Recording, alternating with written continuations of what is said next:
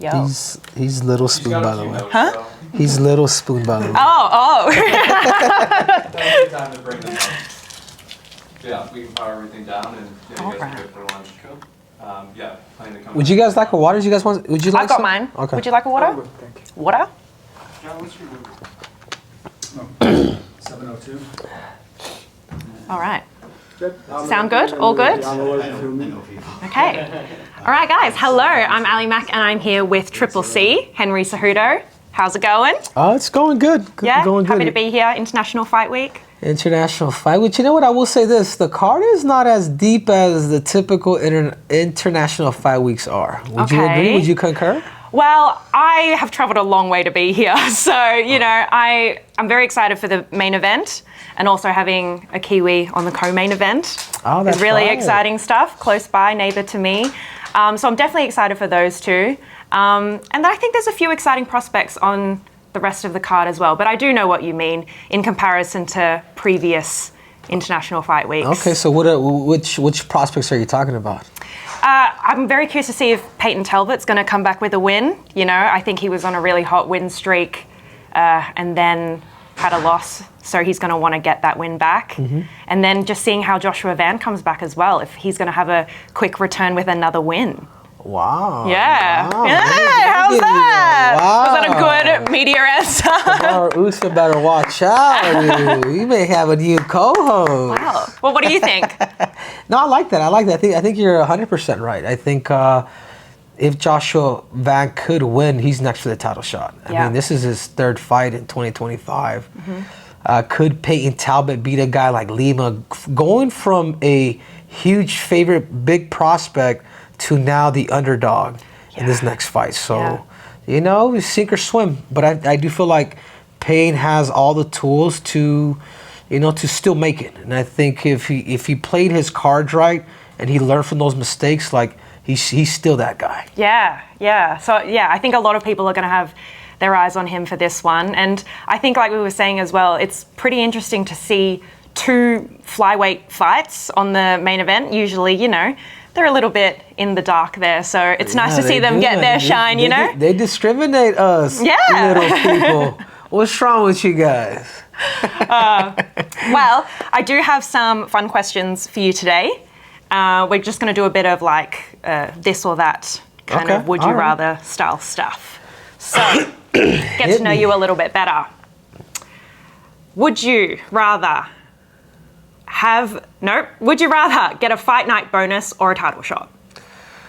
Would I rather get a fight night bonus or a title shot? Man, you got to go with the title shot, because the title shot, we get paid a whole lot more money. Comes with it. And you got to, you know, you get that title shot, you become a champ, and then you get the bonus. So, that's pretty simple. If someone was getting into the UFC or MMA, which fight would you tell them to watch? Yeah, if somebody was getting into MMA, I would say, maybe watch Kevin Holland. I think Kevin Holland's smack talk, because if you're a casual, and you want somebody that's going to be talking and fighting, and he could win, he could get knocked out, but we all know that Kevin Holland's is always in for a fight. So that's a good answer. If you want to watch somebody, and typically I don't like giving compliments too much to Kevin Holland, but okay. Suck you heard it here. Do you remember the first fight you watched that made you fall in love with the sport? Oh man, yeah. Well, I would have to go back to UFC, the beginnings of UFC. I think coming from a wrestling background, being a fan of just wrestlers going in there, and pretty much wrestlers have been dominating since the beginning. Since they started the UFC, since the wrestlers started hearing about it. So I go back all the way to Mark Kerr, Mark Coleman, Randy Couture, who still to today is my favorite fighter. Okay. So that's the era, the beginning era. That's when I started watching it back in 2001, when we used to rent videos from Hollywood Videos, like literally across the street from my house. I've been a fan since. I love that. Would you rather fight a new young prospect or have a veteran's last fight?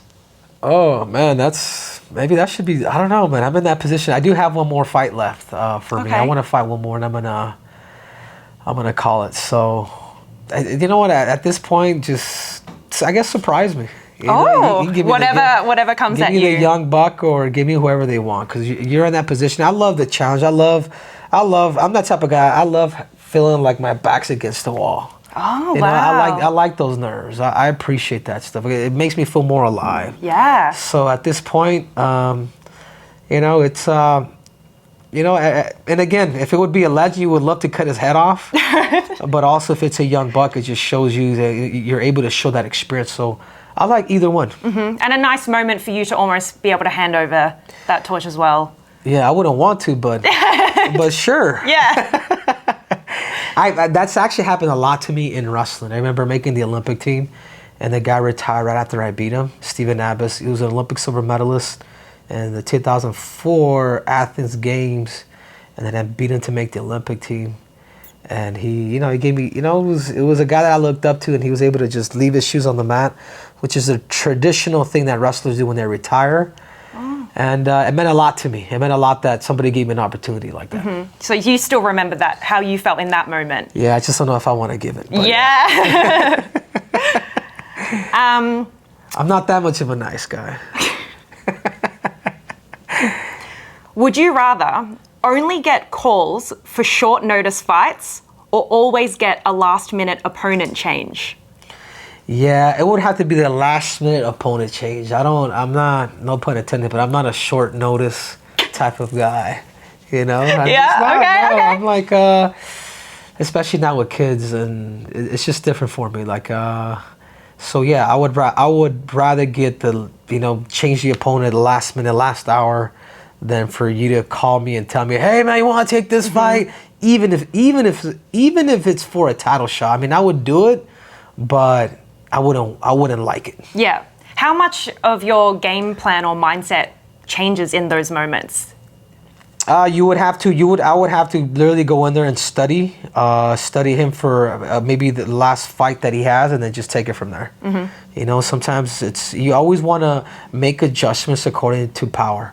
Typically, if a guy has power or has more power than you, it's very dangerous here.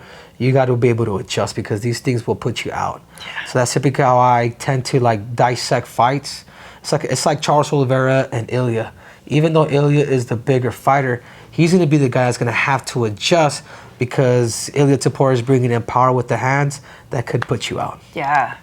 Is that your prediction for the main event? Yeah, because Charles is so technical. I love Charles. Everyone loves Charles. Charles is a sweetheart, dude. He's he's my Brazilian brother. But sometimes he's a little too stubborn. He's too much in the pocket. He's so technical, and he can pick people apart. He's a technical fighter that becomes a fighter. And you don't want to do that against the Matador. Matador he's a technical savage with power. So that's not the right game plan. And I just feel like, I don't know if Charles really has that IQ, that tactical game plan to make Ilya fight his B-side. Oof. You don't think there's anything to say for this being the first time that Ilya's fighting at lightweight? No, Ilya's already fought at lightweight. He beat Jai. Yeah, Jai Herbert. He knocked him out, dude. And Jai Herbert hurt him, dude, with that kick. Yes. And that just lets you know, man, Ilya's a dog. Yeah, a lot of people like to reference that, but he got it done. Yeah. Exactly. He got hurt and he got up and then he finished him. And there's a lot to be said about that. Mm-hmm. I like Charles, man. I hope Charles is just, he's just a ball of sunshine. But I question a little bit his tactical game plan. And I just don't know if he has that IQ. Oh, okay. We'll have to wait and see. Okay. He's got two options. Clinch, hey, or, take him down, shoot the double. And he could take down Ilya. Charles Oliveira's double leg is very underrated. He's got to pull it out. I'd love to see more of Ilya on the ground as well. Yeah. Yeah. Mm-hmm. But at the same time, it's almost, you could also go back and look at Charles versus, and this is Charles versus Islam, and then Charles versus Arman. If you just stay basic and you don't play into that game and you just hand fight inside control, you'll be okay. Yeah. All right. Would you rather fight on International Fight Week or a UFC event for the first time in a new country? Probably a UFC event in another country. I think this International Fight Week's kind of Okay, but what if you were the main event though? Would that make a difference against sure. a That would dream be cool. opponent? I love fighting in America. American fans are wild. I mean, they're a trip. Yeah. You know, but yeah, I love America. Like, I hope. It depends on, man, too. Like in a country like Brazil, like maybe in like Brazil would be cool. And I was supposed to schedule to fight Jose Aldo years ago, which that never took place. Which I wanted to too. I was gonna come out with the Brazilian flag, Brazilian music, start dancing. I wish we got to see that now. Start making it shake. Wow. Making it clap. And that didn't happen, but how that crowd would have been. yeah, but that'd be cool. Like I like the fact that I'm kind of like that bad guy too. I like the booze. Like to me that's the stuff that's cool. Yeah, it means they care enough to actually give that amount of energy towards you as well. Yeah, of course. Yeah. Similar, would you rather headline at the Apex or fight on the early prelims at MSG? Probably MSG. So it'd be the same thing as the Apex. It'd be about the actual Same people. There'd be 3 people there. So I'd rather do the big MSG because now I have bragging rights. I fought an MSG. Yeah. What have you done? You can still say it. Yeah. Who would you have play you in a biopic? In a biopic, I don't know, maybe Brad Pitt. I can see that. Now it would probably be Kuno Becker. Who's that? He's a Mexican dude that I forget. He was in some soccer moves and a bunch of other stuff. Did you watch it and think he looks like me? No, not really, but he's a little more handsome. Oh, okay. We'll put a little And clip on the screen there. And he's short too. Love it. Sherdog or Tapology? Sherdog or I don't really kind of get into any No? of that. No, I really don't. I'm kind of lame like that. No, that's cool. That's cool.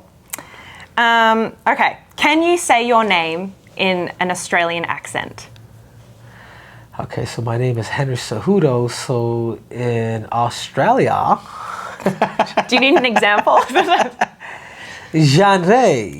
No, that's French. I don't know. Can you? Henry Cejudo. It's the O. Henry Cejudo. That's pretty good. That's Yeah, pretty it's good. not bad, right? Yeah, we're known for rolling that O at the end. So Okay. that's pretty good. Okay, can you say it in Spanish? Henry Cejudo. Henry. I'm really rolling it. Cejudo. Yeah, Cejudo. Yeah. Okay. It's not bad. Yeah. Have you been to Australia before? I have. When was that? I was there for Melbourne when. Oh, that's where I'm from. Yeah. Yeah, I was there when Izzy fought Whitaker. Yeah. Nice. So I was there for that fight, and I was actually next to Paulo at that fight. Oh, it's a good place to be. Yeah. When Izzy got up on the cage and he started like flipping him off. Yeah. And then literally Paulo wanted to jump over that damn. Paulo wanted to go in that cage. I was like, me and Captain Eric were holding him back. We're like, dude, relax.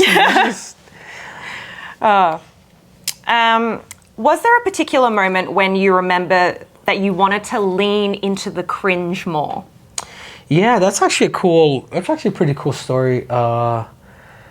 The flyweight division was pretty much going to be annexed from the UFC. Like they're like pretty much after I beat Demetrius Johnson, they're kind of sick of the division. One, Demetrius Johnson wasn't a personality like he is now. Like if Demetrius was able to bring all that YouTube stuff and do that when he was fighting, he would have really have changed the division where more people would have been. And again, it was always us too. And I remember beating Demetrius Johnson and Dana White. It was actually at the first Contender Series. We actually watched Kevin Holland fight at the Contender Series, and I remember Dana wasn't a big fan of his. Who's this big mouth? But look at him now. So what I'm trying to say is Dana White just changed his mind. But anyways, I'll never forget it because he wanted to talk to me. So then we ended up leaving the Apex at that time, which was not the Apex. And we ended up going to his office to have lunch. But on the way there, it was in this freaking nice little red Ferrari. I hope he still has it. And he told me, he's like, Henry, I just want to let you know that I'm going to grant you to go up to 135 pounds like you wanted to, because I wanted to go up. I'm like, you know what? Demetrius Johnson was supposed to go up this whole damn time. And if he doesn't want to go up and fight TJ, then once I beat him, I'm going to do that. So I had already made it like public. Like, I'm not going to give Demetrius Johnson a second fight because he should go up, right? Yeah. He's already defended his title 11 times. Like, dude, go up. So the fact that he didn't, I kind of wanted to do that. But then he told me the whole situation. So, hey, we're gonna get rid of the division. You're gonna go up to 135 pounds. And it just didn't sit right with me. So he was gonna give me the opportunity to go up to 135 pounds. And I decided, I was like, you know what? I remember talking to Ali, it just didn't sit right with me. I'm like, Ali, let's bring down TJ at 125 pounds, because that's what TJ wanted to do. Okay. And TJ wanted to become a 2-division champ, but go down. So then we were able to give TJ Dillashaw that opportunity. And I knew that I had to do something different. I knew that I had to not be that all-American boy. Like, you know, when you're an Olympic gold medalist, like, it's different. Like, we try to carry ourselves, like, you know, strength, honor, right? Until you don't. It's just, and I've always been a little corny, a little cringy. And I'll never forget it, because I ended up getting the snake. I was like, I had to do something different. So I got a gold suit. I put my Olympic gold medal on. And I told my friend Captain Eric, I was like, hey man, we got to find a snake so I can whip it on the ground, and then boom, and then kill it. And then, you know, and then do the whole 9. So then once I did that, like, it started off as just kind of like a trial. Yeah.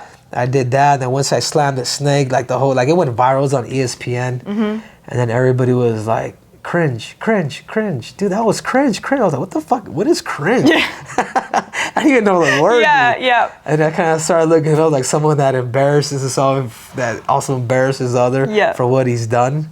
And I was just like, dude, that's perfect. I'm like, this is like, because you don't want to be that. Everybody wants to be that tough guy. The cool guy. Yeah. What? You're looking at me. Like, I'm like, no, it's better if I become more of a Chester and just able to do things just to throw people off.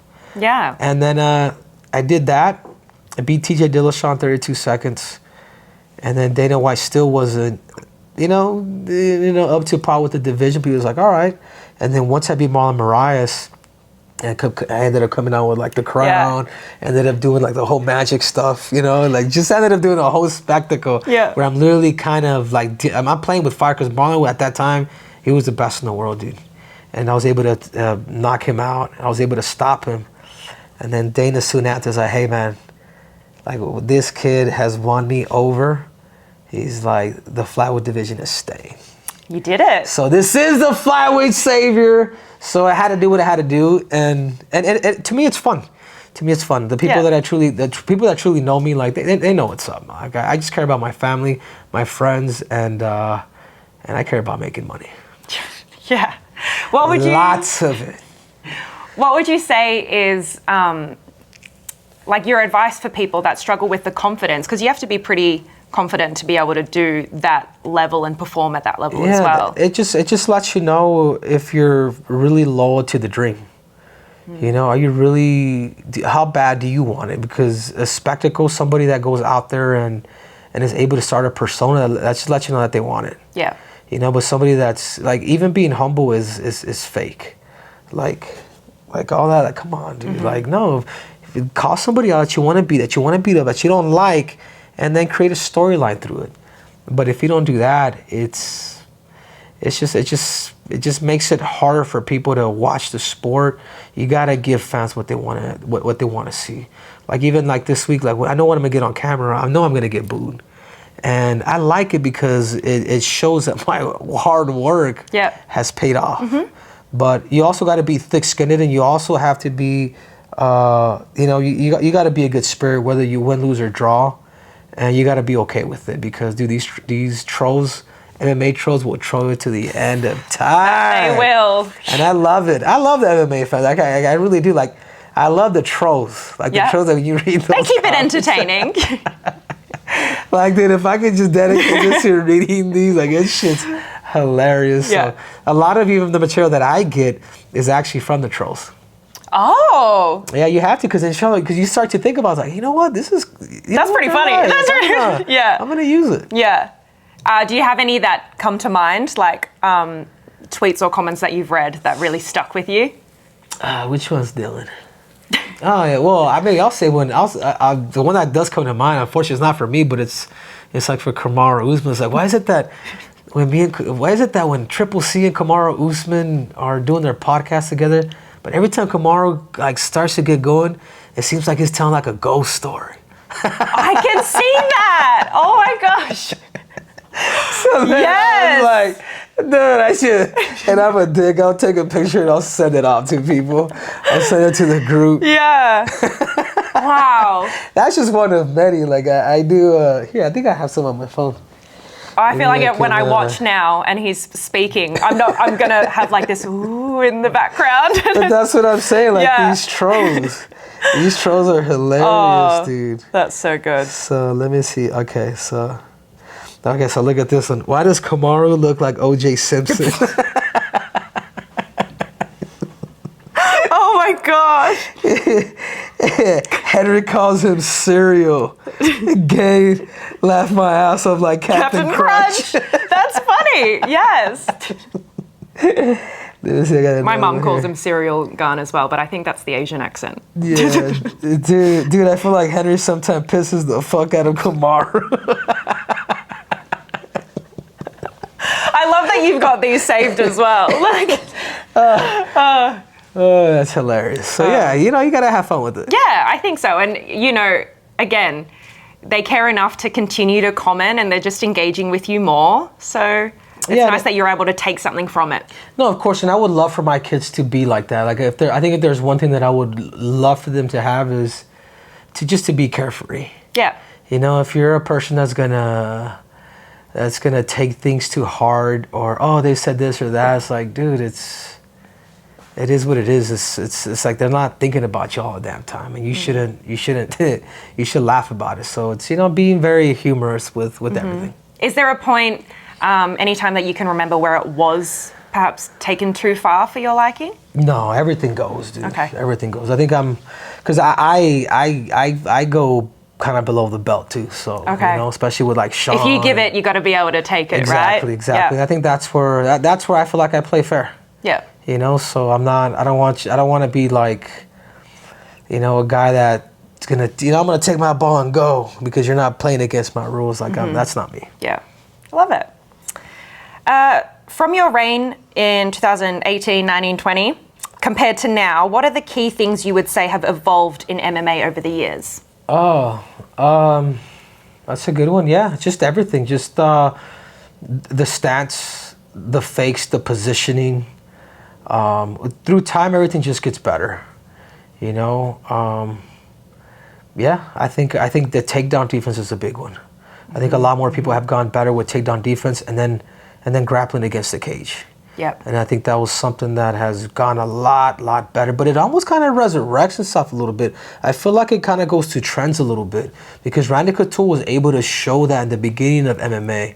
Like he's the one that started the cage stuff and things like that. So it tends to come back when somebody starts to do it, and particularly now it's more like freestyle fighting. Yeah. Where you have guys like DDP, Marab, Bilal when they were champions. So it's a style that you don't got to be the best at everything, but you just got to know how to mix it. Yeah. Those are good examples. What is your solution for eye pokes? Oh fuck! It's got to be a point right away. Okay. And then maybe the second eye poke's got to be maybe 2 points or maybe a disqualification. Right. I Straight away. think, yeah. Yep. And I'm a guy that I judge people like, get up, pussy. Yeah. I'm not. Excuse my French. Go for it. My Francois. Yeah. And it taught me a lot too. It's like, dude, careful to judge, man, because you never know the situation that somebody's in, even if they are lying. It's like the dude that got, and again, it goes back to the dude that got front kicked or got kicked from the illegal kick, and then he looked at the dude and it took a while for his head to, he was like, yeah. He's like, Yes. he went like that.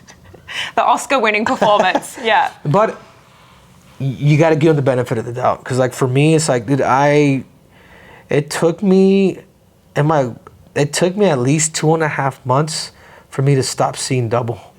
Like Really? I would lay in bed and I would see two screens, and the crown molding of like my house would like slant down. Oh, that's scary. Yeah, no, it was super scary. And then like it happened to, like, I'm really good friends with the Korean zombie. So so he called me right away. He's like, bro, I know exactly what the fuck's going on with you. Like, don't be too scared. Like, this is what's gonna happen at this time, and you should slowly start to maybe get it back. And so 2 months. Maybe 2.5 months. And you know, even till now, like it's Wait, still, it hasn't been that long though. like So it's still red on this side. Like this, like it wasn't even that ones that went in deep. It was a little corner one that really got me. The little small pinky that got me. That I'm just like, damn. Yeah. Like it was very subtle. So part of that fight too, like I wanted to recover, take the 5 minutes. And then that's why when I asked the referees, like, how much time do we have? Yeah, that moment. And then get more time, and then rest, and then get more time. But it just never got back. So it's not that I couldn't see.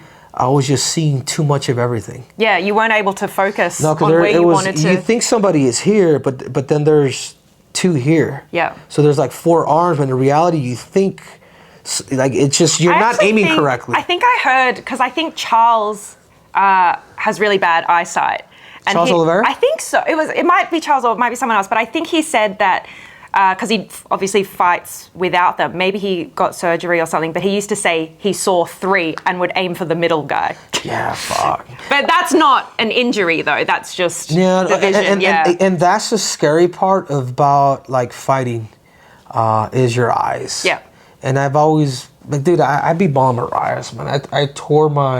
I became a double champ, like literally tearing my rotator cuff, and fought this dude with one arm and beat him. I fought with sprained ankles. Even that fight, I had a sprained ankle. But with your eye, like now that it happened to me now, if it was to happen to me again, I would just close it and just fight with one. Oh yeah, just blindly. Yeah, no, you would have to know, because it's so hard. Your balance, it's really a concussion, because it's like getting poked in the eye. It's a concussion. Wow. Yeah, it's like you go back to training. I went back to training, like I think it was a couple months after, and like the room was like spinning. Oh. Like it was like, yeah, it's almost like you're in a boat. Oh no! Yeah, So it's like a constant trip. vertigo in a way. Yeah, if you're moving, and I'm just like, fuck, dude. And I had a call, and I had to get a second. I had to leave the doctor that I had now, because everybody's, you're gonna be okay. And then I went to a second eye specialist, and he was able to really pull up the technology and literally show the dent and what's causing the nerve damage that's causing me to see double. Does the UFC do anything with that, like the doctors and checkups afterwards? Yeah, I mean, I gotta, hey, when can you fight again? But no, I mean, it's not like, and I'm not looking for that. I think if anything, I just want to do justice on the scoring. Yep. So I ended up calling Jason Herzog, because I'm like, motherfucker, I'm like, dude, like. I'm sure he would have watched that back as well. No, he did watch it. Now, if you Yeah. look at our podcast, he's like, dude, I'm sorry, bro. Like, he literally told me, I'm sorry, I should have taken a point. Because not only did he poke me, but then he comes out like this. But I couldn't really see if he was doing this. Yeah. So I'm just running, dude. I'm like, all right, dude, let me stay away from this dude's power, because now he just recovered. And like, I'm here to make money, dude. I'm not here to take a dive, man. I'm in this. I've accomplished everything I set out to do. And you don't want to go out in that way as well. No way. Yeah. But I'm not a barbarian till the death either. You know, I'm a lot smarter than that. So you know when to kind of cut it off. And I think that was the right decision, because I'm not going to be taking blows when I'm seeing like 50 hands coming at me. Yeah. You know, it's not fair. It's not. Okay. So I would like to find. I mean, you have told us, but we'll see if it reigns true. Who your favorite fighter is? I'm gonna name a bunch, and you're gonna kind of eliminate one, and I'll continue to work my way down the list, and we'll see who you end up with. Okay. Okay. Would you like to start with the more modern era or classics? Surprise me. All right. Okay. We'll start off strong with Anderson Silva or George St. Pierre? Anderson Silva. Anderson Silva or BJ Penn? Anderson Silva. Anderson Silva or TJ Dillashaw? Come on. Anderson Silva. Anderson Silva or Chuck Liddell? Yeah, Anderson. Anderson or Randy Couture? Ooh. This is where I was Yeah, Randy. All right. Randy. Randy Couture or Matt Hughes? Randy. Randy or Ronda Rousey? Randy. Randy or Rich Franklin? Randy. Randy or Tito Ortiz? Randy. Randy. Wait, let me stop you real quick. Tito Ortiz might be the real king of cringe, but Oh, yes! Yeah. that's Oh, I love watching videos of him now. yeah, I love Tito. Where are we? Randy Couture or Frank Mir? Randy. Randy or Lyoto Machida? God, I love Lyoto, dude. I was just with him yesterday. I Yeah. became really good friends with him, but it's still Randy. Randy or Cain Velasquez?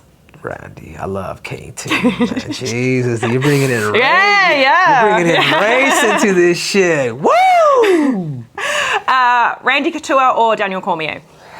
Dude, I love DC. Went to the Olympics together, but it's still Randy. Randy Couture or Vanderlei Silva? Yeah, Randy. Randy Couture or Rampage Jackson? Damn, I'm close with Rampage too, but sorry, Bum Page. It's Randy Couture. Randy Couture or Forrest Griffin? Yeah, Randy. Randy Couture or Michael Bisping? Randy. Randy Couture or Uriah Faber? Randy. Randy Couture or Frankie Edgar? Randy. Randy Couture or Cowboy Cerrone? Randy. All right. Do you think that there is anyone that will top him? No, I don't think. Oof. If yes, we'll keep I going. don't think so. No? No, All right. Well, I don't think so. I don't think so. I'm gonna tell you why. Randy Couture started fighting at the age of 34. He became the first two-division champ in UFC history. For his age and his fight style, where so many people counted this dude out against, being the young Vitor, humbling Chuck Liddell, beating Gonzaga when he knocked out Croca. Randy Couture, dude, he's Captain America, man. I think I do believe that Randy Couture belongs on GOAT Mountain ahead of a lot of these guys. I put him top 5 greatest of all time. love it. All right, we'll go a bit more modern then. So Randy's your, OG. We love Randy. Okay, start fresh. Look, even he's cringe. He's like, what the? All right. Conor McGregor or Islam Makhachev? Islam. Conor McTappert makes me sick. Islam, easy money. Islam Makhachev or Sean O'Malley? Sean, that freaking cuck. Of course, Islam. Islam Makhachev or Israel Adesanya? Islam. Islam Makhachev or Alexander Volkanovski? Islam. Islam Makhachev or Jose Aldo? Islam. Islam Makhachev or Tom Aspinall? Islam. Islam Makhachev or Jack Taylor? Islam. Islam Makhachev or Michael Chandler? Islam. Islam Makhachev or Ilya Topuria? Islam. Ooh, okay. Islam Makhachev or Alex Pereira? Islam. Islam Makhachev or Khamzat Chimaev? Islam. Islam Makhachev or Arman Sarukian? Islam. Islam Makhachev or John Jones? And that's where it changes, man. I gotta go with my boy Ooh. John Jones, man. Me and John Jones. All right. Yeah, it's John Jones is gonna be a hard one to beat. Yeah. But unless it's Triple C. Work our way down. John Jones or Brandon Moreno? Jones. John Jones or Marab? Jones. John Jones or Kayla Harrison? Jones. The scoff. Seriously? The scoff. Seriously? The scoff. John Jones or Max Holloway? Jones. John Jones or Paddy Pimblett? Jones. John Jones or Henry Cejudo?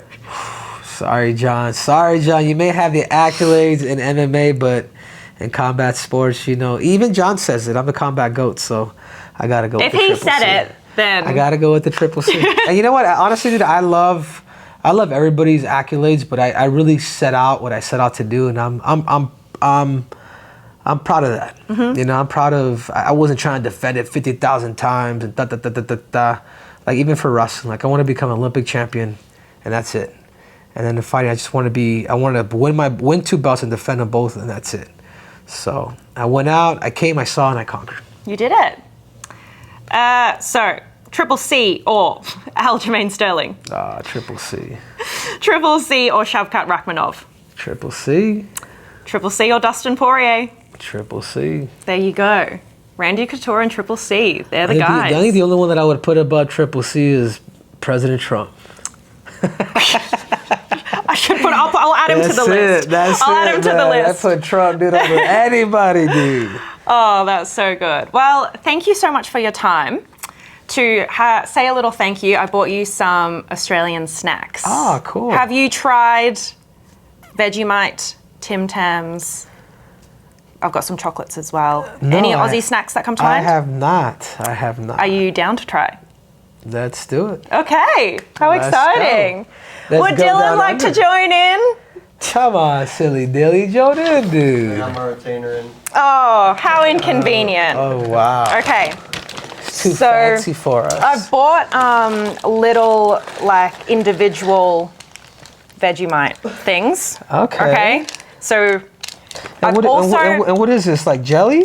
So this is traditionally what we would have for breakfast. The go-to is toast, butter, and then Vegemite. People like to talk about how much Vegemite you put on because it's quite strong and it's savory. Don't mistake it for chocolate. Wow. Okay. So I've bought you some Cheez-Its to go with. Okay, try. Okay. So normally it would be bread during breakfast time. Yeah. But today, since I'm in America, I've got some Cheez-Its. Because this is a taste test for me as well, actually. A Cheez-It. We don't have these. Okay, salute. Can I? May I? Cheers. Are you gonna dip it in? I was saying, I haven't had a Cheez-It in years, so.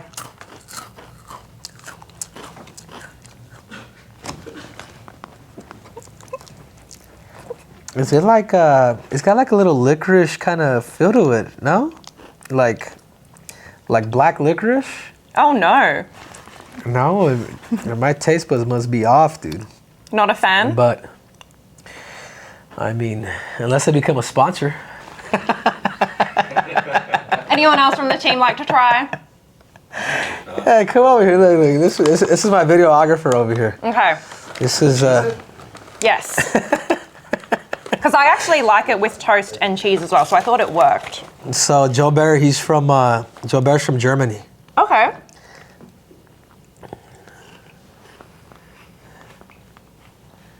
Oh, yeah. No? Oh. Wow, look at Wow. Oh, he's gone. He's Wow, gone. He's gone. Wow. And I was nice to you guys. What have I done? Wow.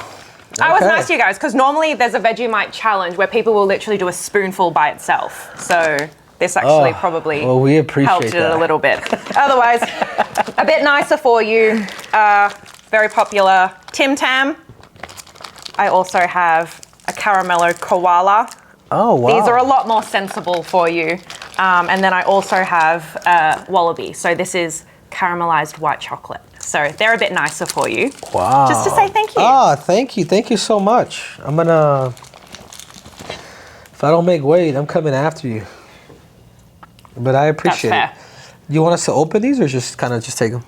Oh no, well, if you don't want, you don't have to eat them now if you don't want to, but they're just my gift to you, so. Oh, okay, yeah. cool. Thank you. Yeah. Grazie. I can't wait to see what's next for you. I'm, loved following you in your career, so thank you. Yeah, of appreciate course. it. No, thank you guys for coming, and I hope you guys enjoy these fights coming up this weekend. Yeah, very excited to see. Thank you. Thank you so much. Yeah, of course.